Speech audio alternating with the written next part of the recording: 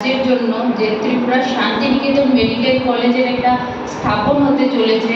আপনি বলছিলেন এখন এতক্ষণ ধরে অনেক কিছুই। আমি যতটুকু মনে করি as a athlete, as a sports person, medical কিন্তু খুব একটা ইম্পর্টেন্ট জিনিস আমাদের সবার জীবনে। আমরা জন্মে থেকে মৃত্যু পর্যন্ত মেডিকেলের কাজ লাগে। অ্যাজ এ অ্যাথলেট হোক, নর্মাল পার্সন, সবসময় এখানে উপস্থিত আছেন অনেক ডাক্তাররা, ইঞ্জিনিয়াররা, অনেকেই। তাদের সেটাই বলবো, যারা এই কলেজের সাথে জড়িত আছেন, আপনাদের কাছে অনেক বড় দায়িত্ব কিভাবে আমাদের মতো মানুষদের সুন্দরভাবে ট্রিটমেন্ট দিয়ে এগিয়ে নিয়ে যাও। কারণ আমরা আজকাল দেখতে পাই যে আমরা এত বেশি সোশ্যাল মিডিয়ার সাথে জড়িত হয়ে নিজেকে অসুস্থতা ফিল করি। কিছু একটু হলে আমরা ডাক্তারের কাছে যাই।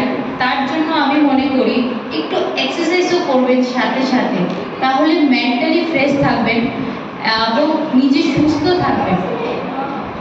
এবং এই কলেজ আগামী দিনে আমাদের রাজ্যে যাতে অনেক বড় একটা নাম হয়ে দাঁড়ায় এবং মেডিকেল ডিপার্টমেন্টে যাতে সুন্দরভাবে কাজ করে খুব এগিয়ে নিয়ে যায়, আমাদের রাজ্যের নামকে অনেক আগে নিয়ে যায়। আমি এই কলেজের সকল সদস্যদের আমি অনেক অনেক শুভেচ্ছা জানাই, যাতে খুব ভালো করে কাজ করে